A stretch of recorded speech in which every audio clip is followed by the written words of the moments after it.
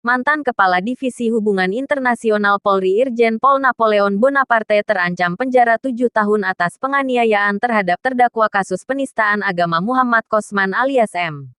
KC. Jaksa Penuntut Umum (JPU) mendakwa Napoleon dengan pasal 170 ayat 2 Kitab Undang-Undang Hukum Pidana (KUHP).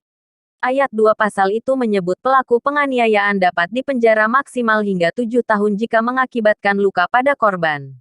Perbuatan terdakwa sebagaimana diatur dan diancam pidana dalam pasal 170 ayat 2 pertama KUHP. Demikian bunyi dakwaan seperti dibacakan JPU di Pengadilan Negeri Jakarta Selatan, Kamis 24/3.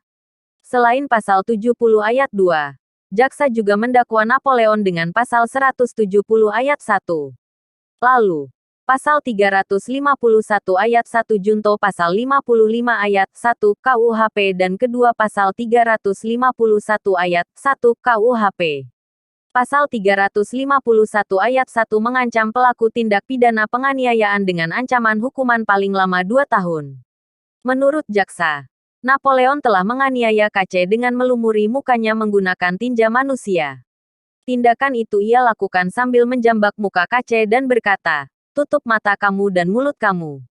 Dalam melakukan aksinya, Napoleon dibantu oleh 4 tahanan rutan Bareskrim. Keempatnya mengaku dipaksa dan takut atas permintaan Napoleon sebagai perwira tinggi aktif kepolisian meskipun statusnya sebagai tahanan.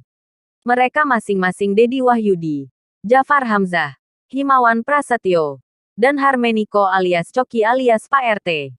Aksi itu dilakukan Napoleon pada akhir Agustus tahun 2021. Atau beberapa saat setelah KC mendekam di rutan Bareskrim karena menjadi tersangka kasus penistaan agama. Terdakwa melumurkan bungkusan yang berisi kotoran tinja manusia ke wajah saksi H. Muhammad Kosman alias Muhammad KC alias M. KC alias M. KC yaitu dengan cara tangan kiri terdakwa menjambak rambut, ucap jaksa.